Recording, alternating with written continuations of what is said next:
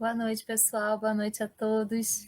Estamos aqui mais uma quinta-feira, às 8 horas da noite, para fazermos mais uma reflexão à luz do Espiritismo. Nós vamos hoje trabalhar mais um capítulo do livro Renovando Atitudes, que fala sobre o teu lugar no mundo. Vamos iniciar com uma oração, pedindo a Jesus, pedindo a espiritualidade superior, pedindo a Deus que possam nos conduzir, que possa estar conosco nesse momento, para que tudo que seja falado aqui possa ser revertido como aprendizado e como ação para a nossa vida diária.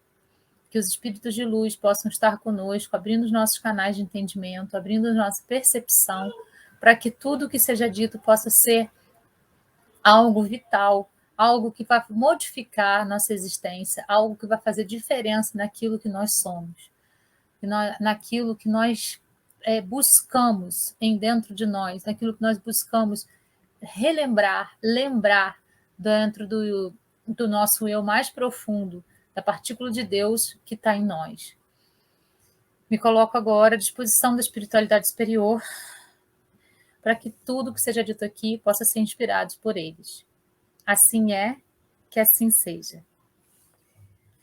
Então, o título do capítulo é Teu Lugar na Vida. E o Hamed deixa essa frase aqui já no início, né? Eu vou deixar essa frase aqui já no início.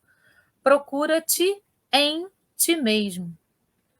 Vamos começar a pensar sobre isso, porque é isso que vai ser aí, o que vai permear, né, o que a gente vai trabalhar hoje. Procura-te em ti mesmo. Repare a profundidade dessa pequena frase. Como vocês já sabem, ele abre o capítulo com um trechinho do Evangelho. O trechinho do Evangelho de hoje é o seguinte: é o capítulo 7, o item 5. Quando fordes convidados para bodas, não tomeis nela o primeiro lugar, temendo que esse encontre entre os convidados uma pessoa mais considerada que vós, e que aquele que vos tiver convidado não venha vos dizer: dai vosso lugar a este. Todo aquele que se eleva será rebaixado, e todo aquele que se rebaixa será elevado. Não vamos tirar nenhuma conclusão, por enquanto, desses trechinhos, não. Vamos acompanhar o pensamento desse espírito de luz que mandou essa psicografia para a gente, o Hamed, né? Vamos acompanhar o pensamento dele. Querendo ilustrar suas prédicas, como sempre de modo claro e compreensível, Jesus de Nazaré considerava, certa ocasião, como os convidados de uma festividade se comportavam precipitadamente, na ânsia de tomar os lugares principais da mesa. Com isso, desrespeitando os princípios básicos do bom senso e da educação. Jesus sempre pegava exemplos comuns, né? Exemplos do dia a dia, para poder falar sobre coisas que são profundas em nós. Então, os exemplos do dia a dia, aquilo que as nossas ações diárias, ele utilizava para poder trabalhar coisas interiores em nós. Então, o exemplo que ele vai usar hoje é esse, né? Daquele lugar que a gente quer pegar, o melhor lugar da mesa, para poder pegar as melhores refeições, as melhores bebidas, visualizar com mais clareza os acontecimentos. Então, ele fala, cuidado, né? Porque você, nessa ânsia, nessa precipitação, na ansiedade de pegar o melhor lugar, pode passar uma vergonha, porque o dono da festa pode pedir para que você se coloque em outra posição e dê lugar a uma outra pessoa. Então, isso pode ser uma coisa constrangedora para você. Esse é o início do pensamento, né? O que Jesus está passando para a gente. Qual é o teu lugar à mesa? A gente tem noção de qual que é o nosso lugar à mesa? Ou a gente se deprecia, achando que a gente não merece isso ou aquilo? Ou a gente se acha merecedor de muito mais do que a gente efetivamente merece? Será que a gente merece tudo? Jesus disse para a gente que nós somos o sal da terra e a luz do mundo, que nós podemos mover montanhas se tivermos fé. Será que a gente efetivamente sabe qual é o nosso lugar à mesa? Será que a gente não está se menosprezando? A gente se precipita se colocando no lugar que a gente ainda não chegou? Ou, ao contrário, a gente se coloca num lugar que a gente já poderia ter avançado mais um pouquinho, por medo, né, de se colocar em lugares tentando se proteger de alguma coisa, de outra? Qual é o nosso lugar à mesa? Qual a tua posição no universo de ti mesmo? A gente, em contato com a gente mesmo, a gente efetivamente consegue a gente consegue perceber qual é a nossa posição no nosso próprio universo? A gente consegue ter noção disso? A gente consegue ter efetivamente essa compreensão de tudo que pode ser, dessa posição que a gente ocupa no universo? Será que a gente tem essa noção? Ou será que a gente ainda não tem noção de quem nós somos, de qual o nosso propósito de vida, do que eu estou fazendo aqui, do que eu realmente quero? Será que a gente tem noção? Essa é a grande proposta feita pelo mestre nessa parábola. Então, ele quer que a gente efetivamente reconheça qual é o nosso lugar à mesa, qual é a nossa posição no universo de nós mesmos. É isso que ele quer que a gente efetivamente reconheça a partir dessa reflexão que ele propõe para nós. Será que o lugar que ocupas hoje é teu mesmo?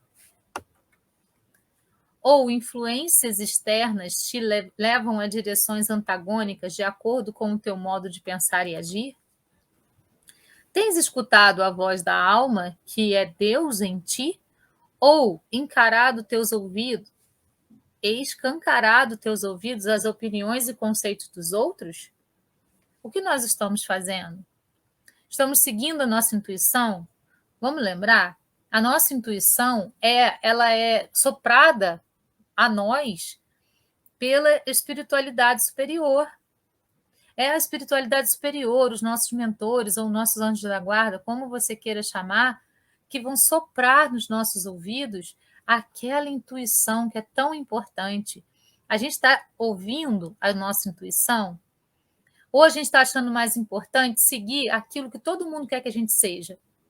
Seguir aquilo que todo mundo quer que nós façamos?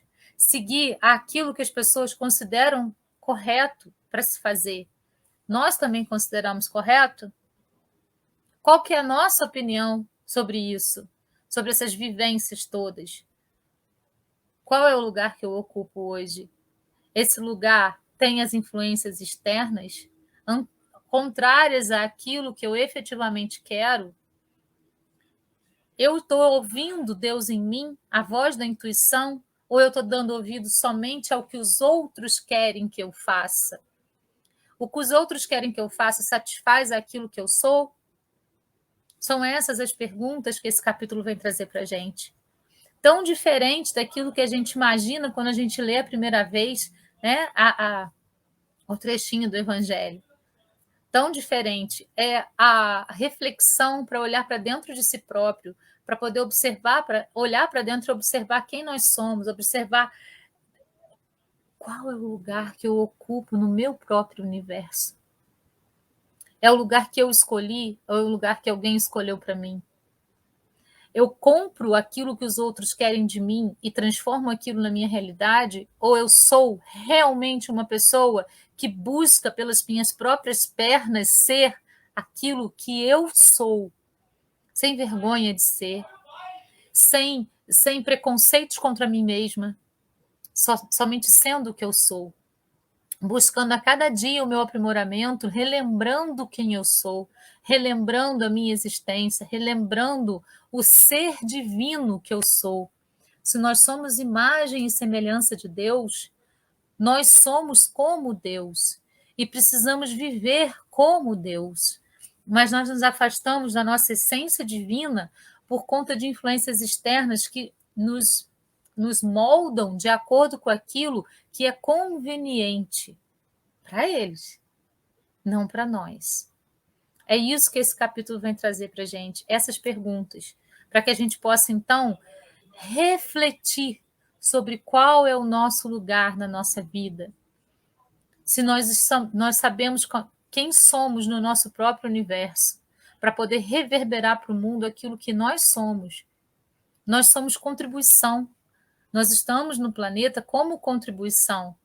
Será que a gente está efetivamente contribuindo ou será que a gente está se escondendo? Nós precisamos nos perguntar tudo isso. O Osho diz para a gente, nunca tenha medo da opinião das pessoas. Essa é a maior escravidão do mundo. Será que eu estou me moldando através da opinião das pessoas e estou me tornando escravo do mundo? Será que é isso que eu estou fazendo com a minha existência? Nada pior do que se sentires deslocados na escola, profissão, círculo social ou mesmo entre familiares, porque deixas parentes, amigos, cônjuges e companheiros pensarem por ti, não permitindo que Deus fale contigo pelas vias inspirativas da alma.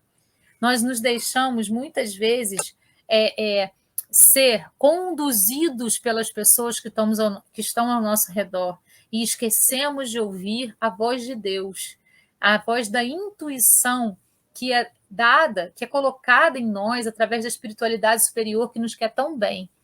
E nós, então, deixamos essa intuição de lado, deixamos de ouvir essa intuição, essa voz de Deus que está ali, e passamos a atuar, a agir no mundo de acordo com aquilo que querem de nós, e não de acordo com aquilo que a gente mesmo sabe que a gente precisa ser, que a gente precisa estar no mundo, que a gente precisa fazer no mundo. Mesmo que a gente tenha que levantar uma bandeira mais solitária, a gente pode levantar essa bandeira. Hoje, no curso de mediunidade que eu acabei de sair dele, eu dizia para as pessoas, existe um ditado, e a gente precisa tomar muito cuidado com esses ditados, porque muitas vezes eles nos moldam também, né? E nos limitam, eles trazem para nós crianças limitantes, mas existe um ditado que diz, uma andorinha não faz verão, mas faz. Porque se a gente muda o nosso campo vibracional, se a gente vibra no amor, se a gente vibra na benevolência, na compaixão, tudo ao nosso redor vai se modificando também. Pessoas vão se modificando, umas se afastando, outras se aproximando, algumas se inspirando naquilo que nós estamos reverberando, porque aquilo está fazendo bem para mim, então também pode fazer bem para muitas pessoas ao meu redor. Então, uma andorinha faz verão, sim, e nós podemos nos modificar no passo a passo da nossa existência. A gente não precisa assim, ser moldado pelo aquilo que os outros querem de nós. A gente precisa ter consciência de quem nós somos e de qual é o nosso propósito na vida. Não de acordo com o que as pessoas querem de nós, mas de acordo com o que nós somos. Tendo consciência de quem somos, de onde estamos e para onde queremos ir. Para onde as nossas escolhas estão nos levando. As minhas escolhas são minhas ou são escolhas dos outros? Essas escolhas têm de ser minhas e não moldada pelo aquilo que os outros querem de mim. Por mais que as críticas cheguem, a gente precisa trabalhar dentro da perspectiva do que a gente considera importante. Se a gente cometer um equívoco, pelo menos a gente buscou aquele caminho e a gente aprendeu que aquele caminho não era o melhor. Não importa se o outro vai te falar, eu te avisei, eu te disse, a gente experienciou aquilo que era necessário para a nossa existência. E agora a gente vai trilhar, então, caminhos diferenciados, porque a gente viu que aquele não dá certo. Mas existem caminhos que a gente quer trilhar que funcionam. Por mais que as pessoas nos critiquem, por mais que as pessoas digam que não vai dar certo, aquilo funciona. E as pessoas vão olhar para a gente e falar, uai, deu certo. Deu certo. A gente precisa caminhar com as nossas próprias pernas e parar de querer caminhar com as pernas que os outros querem que a gente caminhe. A gente precisa tirar as muletas, né, daquilo que os outros querem de nós e sermos protagonistas da nossa própria existência, para que a gente possa caminhar de maneira efetiva no mundo, de maneira efetiva, ouvindo a inspiração que vem de Deus e não aquilo que o mundo quer de nós. Essa inadaptação que sentes é fruto de teu deslocamento íntimo, por não acreditares em tuas potencialidades. Nós nos escondemos, muitas vezes, atrás daquilo que os outros querem que façamos, porque a gente não acredita naquilo que a gente pode. A gente não acredita que a gente pode ir muito além daquilo ali. A gente mesmo não acredita nas nossas próprias potencialidades, nas nossas próprias características, nas nossas próprias experiências que nos levaram a determinadas lembranças de nós mesmos que nos fazem ser diferentes hoje. Precisamos acreditar mais em nós. Precisamos dar crédito àquilo que estamos ouvindo da espiritualidade superior, aquilo que vem da intuição. Precisamos também de deixar de ser egocêntricos, achando que nós sabemos tudo e não precisamos de mais ninguém. Nós precisamos sim. Nós somos um ser que estamos encarnados na Terra porque precisamos viver em comunidade, precisamos trocar experiências, acrescentar um no outro, transmitir amor, transmitir paz, transmitir coisas boas uns para os outros. É isso que nós precisamos. Então, precisamos acreditar nas nossas potencialidades. O Fred falou uma frase para mim um dia que todo mundo fala, mas quando ele disse aquilo para mim, transformou muito a minha vida, né? Ele disse: quando o trabalhador está pronto, o trabalho aparece. Então, hoje, eu não duvido mais das minhas potencialidades quando alguém me pede, né? Quando alguém chega para mim e pede para eu fazer uma coisa. Se a pessoa está me pedindo aquilo, se é um trabalho benevolente, se é um trabalho que vai acrescentar na vida dela, se ela chegou para mim e me pediu aquilo, é porque eu estou pronta para fazer. Quando o trabalhador está pronto, o trabalho aparece. Nós precisamos acreditar nos nossos potenciais e nos disponibilizarmos a estar a serviço, colocando os nossos potenciais a serviço também, ao invés de termos medo e nos escondermos, para que as pessoas não nos olhem, para que as pessoas não nos vejam. Por quê? Se a gente tem coisa boa para passar para o outro, por que se esconder? Por que não acreditar em si próprio? Achas-te incapaz, não por seres realmente, mas porque te fazes surdo às tuas escolhas e preferências oriundas de tua própria essência. Então a gente se acha incapaz e a gente se esconde, né?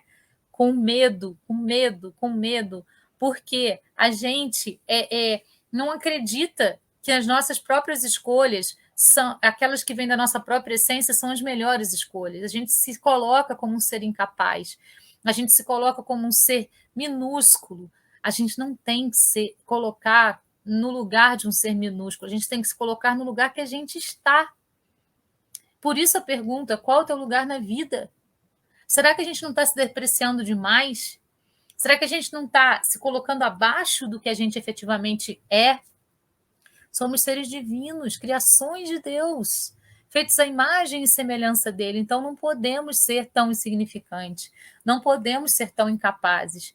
E isso não tem que gerar ego para a gente, isso tem que gerar serviço, trabalho, capacidade de colocar as potencialidades a serviço daqueles que efetivamente precisam disso.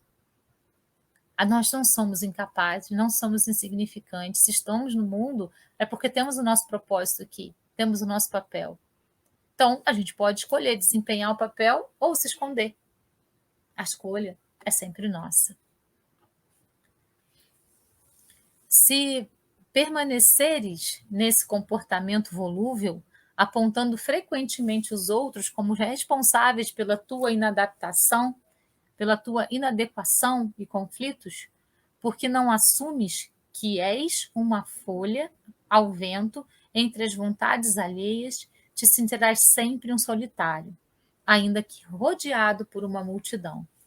Então, quando a gente se coloca na posição de vítima, como a gente se vitimiza, quando a gente fala que o outro é culpado, que o obsessor é que está me atrapalhando, que o meu marido é que não me deixa fazer as coisas, que quando eu me coloco no lugar de vítima, quando eu coloco sempre o outro sendo culpado por aquilo que eu mesmo estou escolhendo, quanto mais eu faço isso, mais eu vou me sentir um solitário, mesmo que eu esteja no meio de uma multidão. Não adianta a multidão estar do meu lado, porque eu vou ser sempre um solitário. Porque eu não me permito ser no mundo, porque eu me escondo do mundo, porque eu faço com que o mundo não me veja, não me perceba, porque eu não coloco as minhas potencialidades a serviço, porque eu me escondo, porque eu não assumo as minhas responsabilidades e o meu protagonismo na vida. Porém, se não mais negares sistematicamente que tuas ações são, quase na totalidade, fruto do consenso que fizeste do somatório de conselhos e palpites vários, estarás sendo, a partir desse instante, convidado a sentar no teu real lugar, na mesa da existência. Então, a nossa existência, ela depende de nós. Nós é que vamos fazer todas as escolhas através do nosso livre-arbítrio. A nossa escolha pode ser nos moldarmos àquilo que os outros querem que sejamos, ou assumirmos quem somos na íntegra, termos a coragem de assumirmos quem somos e caminharmos pela vida a passos leves, mesmo que todas as críticas do mundo caiam sobre nós. Se nós estivermos sendo quem somos efetivamente, não importa. Não importa que existam críticas do mundo. Se aquilo que eu estou fazendo por mim está me fazendo bem, é o caminho que eu mesma escolhi, sem a interferência daquilo que os outros querem que eu seja.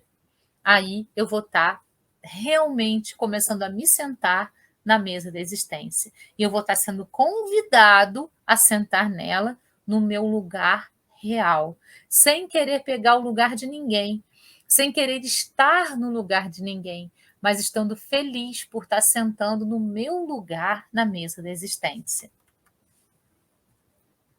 Por fim, perceberás com maior nitidez quem é que está movimentando tuas decisões e o quanto de participação tens nas tuas opções vivenciadas. Quando a gente começa a ter consciência de quem nós somos, nós vamos perceber o quanto nós estamos sendo manipulados pelo outro e o quanto nós estamos efetivamente fazendo aquilo que a gente quer fazer, aquilo que é o que a minha própria decisão.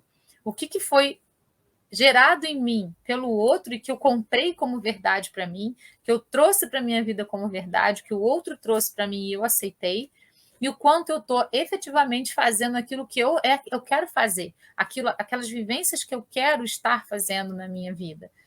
Tudo isso vai me levar à conclusão de quem eu sou, vai me levar à conclusão de qual é o meu lugar na mesa da existência. No exame da máxima, todo aquele que se eleva será rebaixado, e todo aquele que se rebaixa será elevado, vale considerar que não é a postura de se dar ares de humildade ou a de se rebaixar de forma exagerada e humilhante que te poderá levar à conscientização plena da tua localização dentro de ti mesmo. Sintonizando-te na verdadeira essência da humildade, que é conceituada com olhar as coisas como elas são realmente e percebendo que a tua existência é responsabilidade unicamente tua, é que tu serás tu mesmo. Quando a gente parar de querer achar que a culpa é do outro, quando a gente parar de querer achar que a culpa é do obsessor, que é do meu marido, que é do meu filho, que é do fulano, que é do Bertano, que é da situação, que é do país, quando eu parar de jogar tudo isso que está me incomodando para o outro, quando eu começar a olhar para dentro de mim mesmo, buscando a minha própria essência, buscando reconhecer as coisas como elas realmente são, olhando para mim e falando: aqui eu fiz essa escolha que não foi bacana, não deu muito certo, então eu posso fazer uma escolha diferente aqui, para que a minha caminhada seja diferente lá. Essa outra escolha já foi legal, eu consegui chegar num lugar bacana. Quando eu tiver essa percepção de mim mesmo, com humildade verdadeira e com esse olhar das coisas como elas realmente são, aí sim eu vou conseguir conquistar e perceber qual é o meu lugar à mesa, qual é o meu lugar no mundo. Quando eu tiver quando eu entender que a responsabilidade de tudo que acontece comigo é unicamente minha, unicamente feita através das minhas próprias escolhas. A partir daí é que eu vou começar a compreender qual é o meu lugar na mesa da existência. Ser humilde é auscultar a origem real das coisas, não com os olhos da ilusão, mas com os olhos da realidade, despojando-se da imaginação fantasiosa de uma ótica mental distorcida, nascida naqueles que sempre acharam que merecem os melhores lugares em tudo. Então, eu não tenho que achar que eu mereço os melhores lugares em tudo. Eu tenho que entender que eu preciso conquistar passo a passo o meu lugar no mundo. O melhor lugar para mim pode ser diferente do melhor lugar para o outro. E eu não tenho que achar que o melhor lugar é aquele que o outro colocou como melhor. Eu tenho que perceber como é o melhor lugar para mim, dentro das minhas perspectivas, das minhas possibilidades, daquilo que eu sou. Eu tenho que trazer para mim a minha própria essência, a essência de eu sou. Eu sou um ser, uma criatura de Deus, criada por Deus, a imagem e semelhança dele. Então eu preciso entender qual é o meu lugar, sem fantasias, sem querer as coisas que o mundo diz que são boas, mas compreendendo o que efetivamente é bom para mim. Vale considerar que, por não estarmos realizando um constante exercício de autoobservação, quase sempre deduzimos ou captamos a realidade até certo ponto, e depois concluímos o restante a nosso bel prazer, criando assim ilusões e expectativas desgastantes que nos descentralizam de nossos objetivos. A gente não está o tempo inteiro consciente. Quando ele fala assim que a gente não está no exercício da autoobservação, esse exercício da autoobservação é estar consciente o tempo todo. A gente não está consciente o tempo todo. E quando a gente se distrai, a gente perde coisas que são efetivamente importantes para a nossa caminhada. E muitas vezes a gente perde o centro. E aí a gente vai começar a jogar a culpa para todos os lados. Mas a gente vai esquecer de se responsabilizar, não de nos culparmos. A gente não tem que se culpar. A gente tem que se responsabilizar pelo caminho que nós trilhamos até ali. Esse caminho foi escolha nossa. E nós precisamos, então, ter a responsabilidade sobre esse caminho. Por isso, a necessidade da consciência plena a cada passo da nossa existência.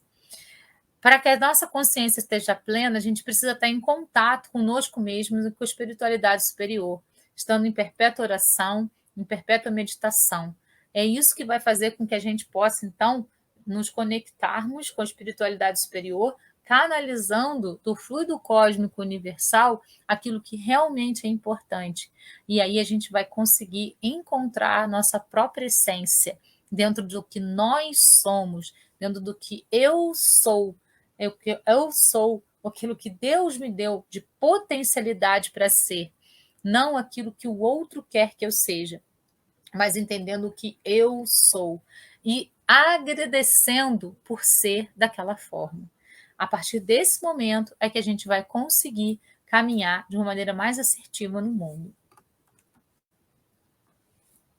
Quem encontrou o seu lugar respeita invariavelmente o lugar dos outros, pois divisa a própria fronteira e, consequentemente, não ultrapassa o limite dos outros, colocando na prática o amor ao próximo.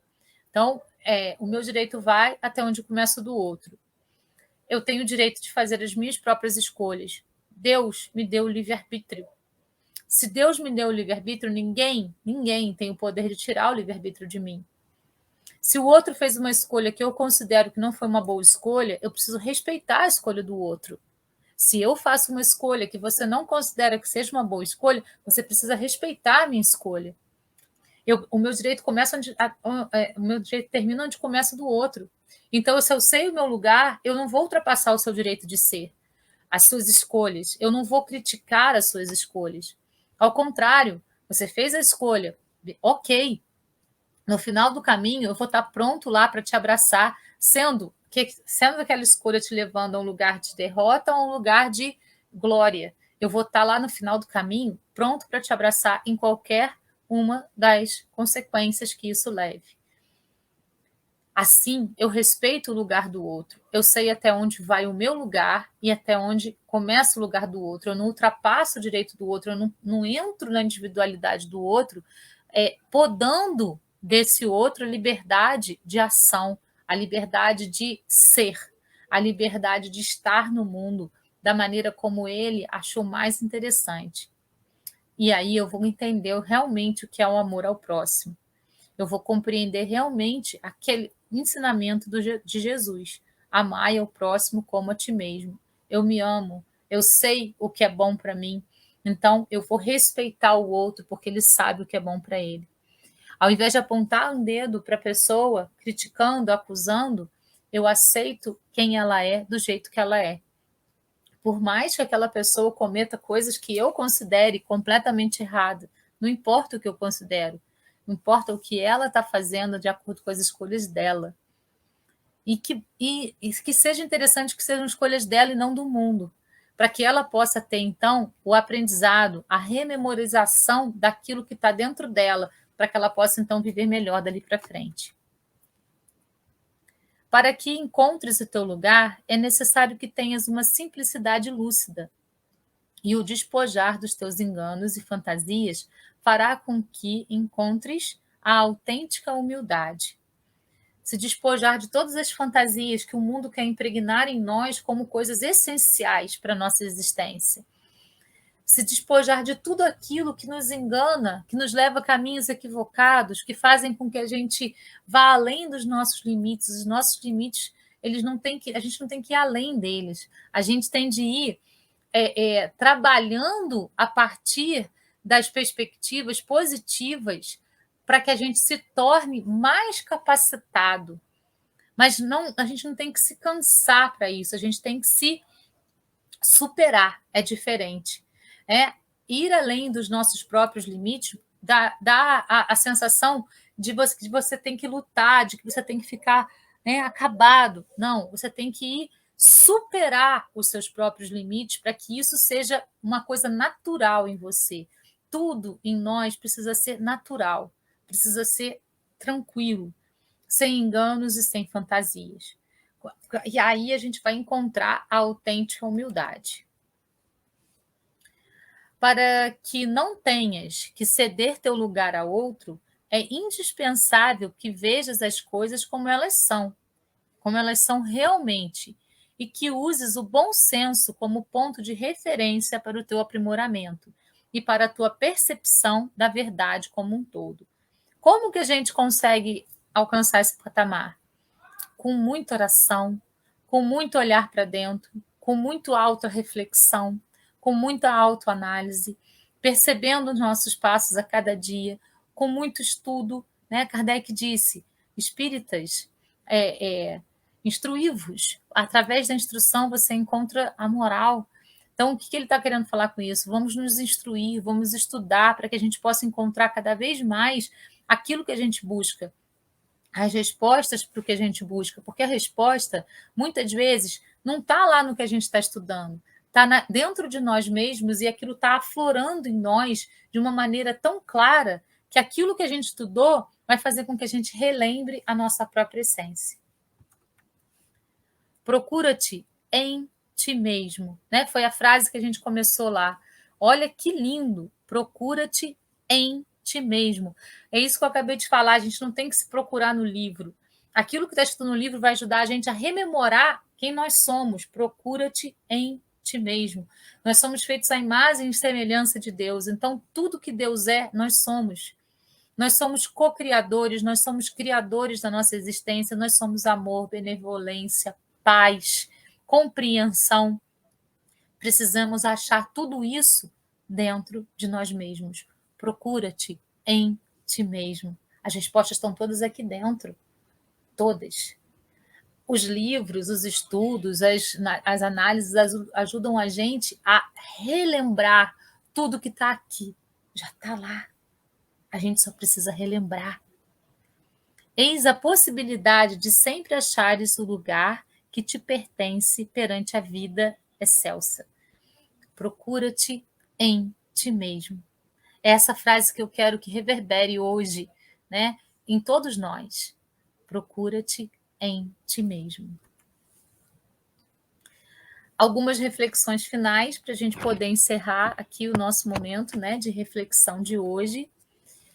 O Nietzsche diz assim: ninguém pode construir em teu lugar as pontes que precisarás para atravessar o rio da vida? Ninguém, exceto tu, só tu. Somos nós que temos que colocar cada pedrinha na ponte para que a gente possa construir essa ponte e atravessar o rio da vida. Somente nós, cada um, pode fazer isso por si mesmo. Ninguém pode fazer isso pela gente.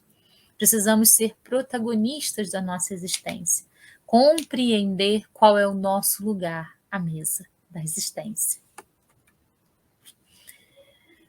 Tem um texto do Osho que fala assim: a inveja e o ciúme.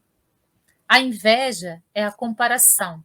Quando a gente, então, se compara com as pessoas do mundo, quando a gente acha que o nosso lugar no mundo está naquilo que os outros consideram importantes, quando a gente almeja alguma coisa que o outro tem como algo que seja importante para nós, porque a gente comprou que aquilo é o mais importante, sem olhar para dentro da gente e ver se realmente aquilo é o mais importante.